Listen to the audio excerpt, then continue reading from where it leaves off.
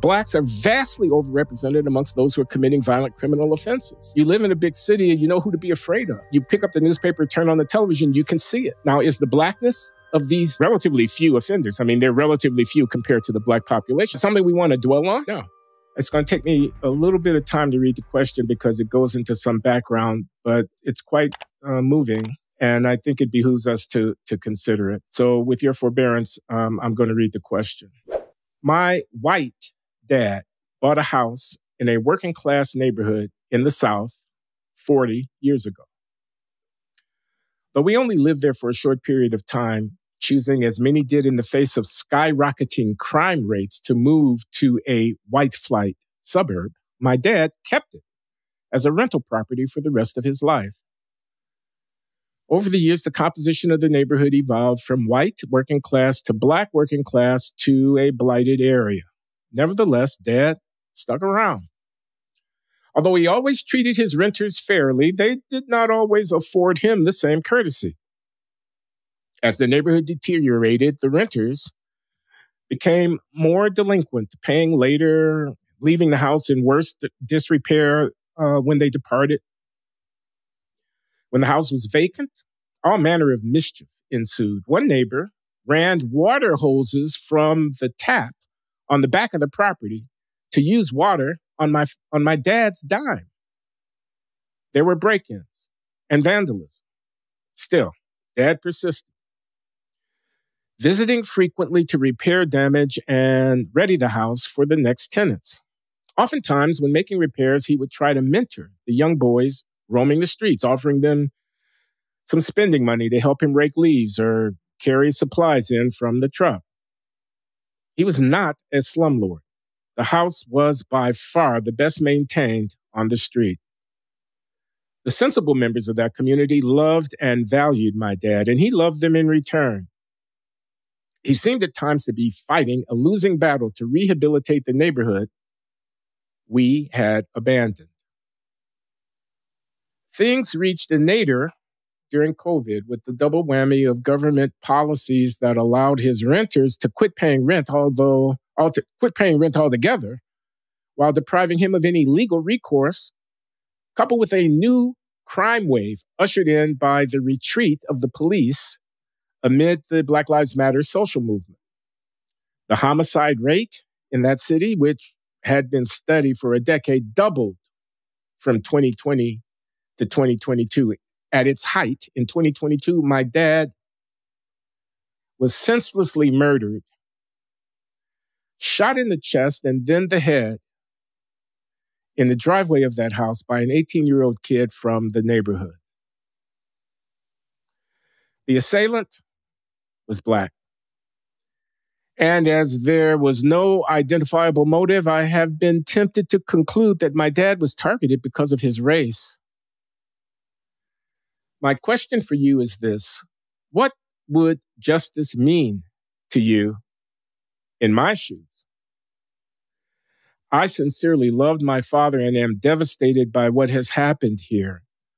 But I also cannot seem to shake the feeling that this kid was driven mad by the American zeitgeist of 2022.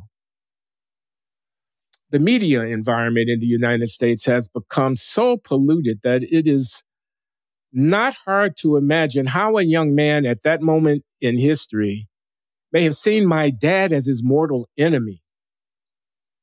I know that sending a poor kid to prison for 40 years won't bring my dad back or make me feel any better about the situation.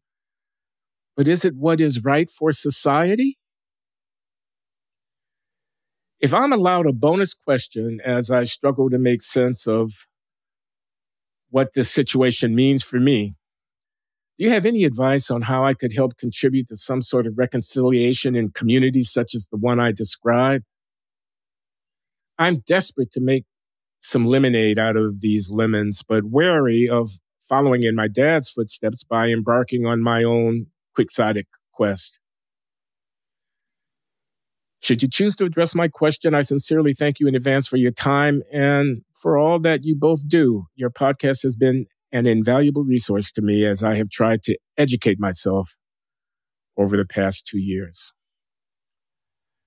That from Jack Kahn, Joy, and I think I speak for John in saying that we deeply regret your loss and offer our condolences.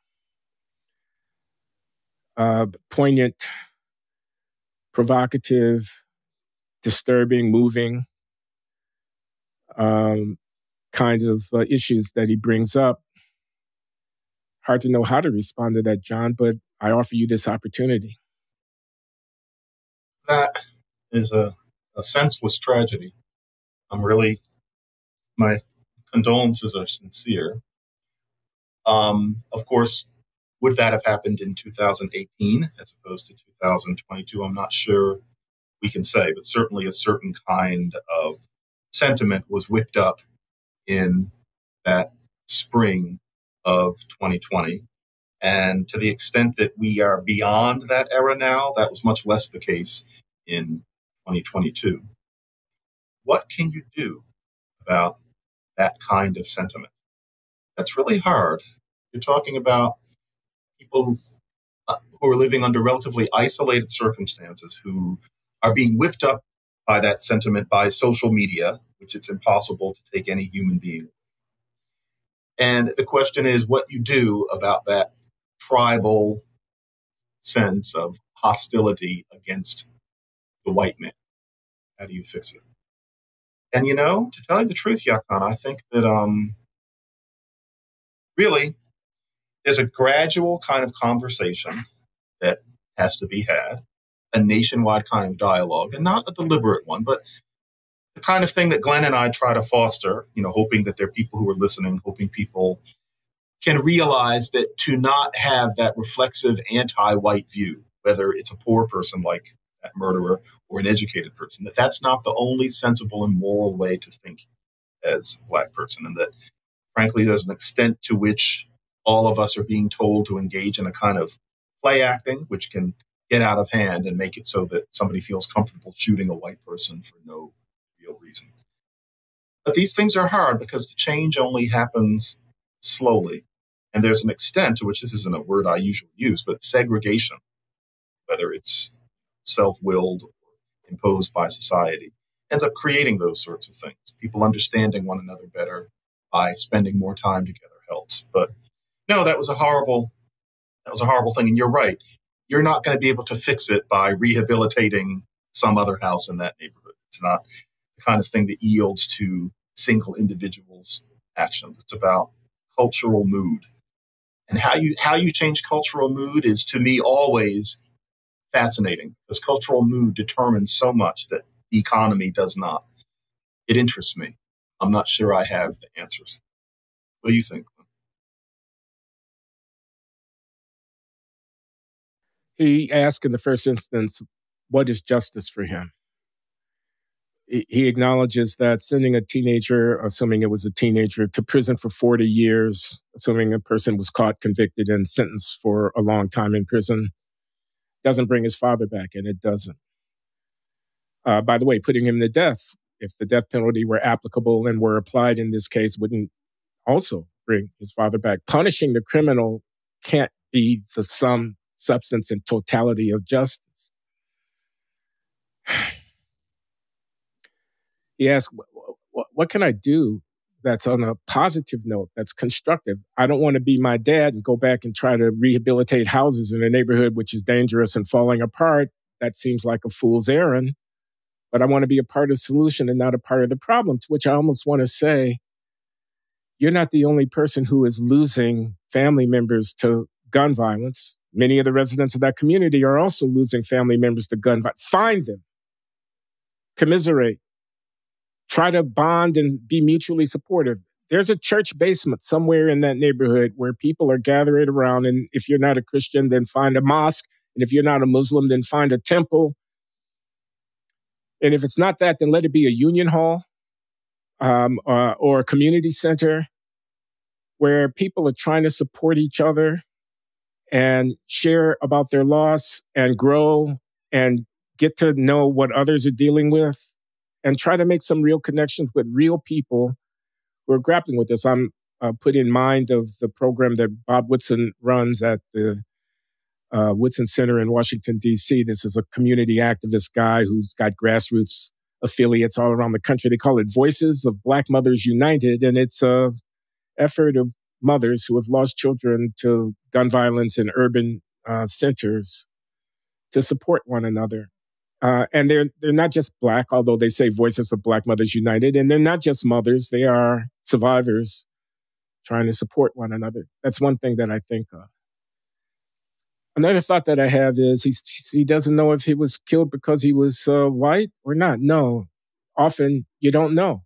It's not a crazy speculation that race had something to do with it, but often you don't know. And I almost want to say to Jacan Joy, welcome to the club. This is something that Black people deal with a lot. Things happen and you don't know whether it happened because you were Black or not. And you're never going to absolutely know. But yes, the climate of rhetoric, the anti-white aspect of the activism that underlay the Black Lives Matter movement and whatnot surely did poison the well. And yeah, the anti-police movement, I mean, this has been demonstrated. Guys like Roland Fryer and statistical studies of the impact of pattern and practice investigations of police departments in cities around the country, which were triggered by public fury when a Black kid was killed by a white cop, showed that in those cities, the post-investigation trends in violent crime were deleterious, more violent crime than otherwise would have been expected in those cities, but for those pattern and practice investigations. And he explains this by saying, police, when they come under scrutiny, which they think is unfair, will react often by being less engaged in law enforcement activities, not following somebody down a blind alley, not responding to distress calls, gunshots heard, or whatever it might be. And the result of the police withdrawing from the intensity of their supervision is to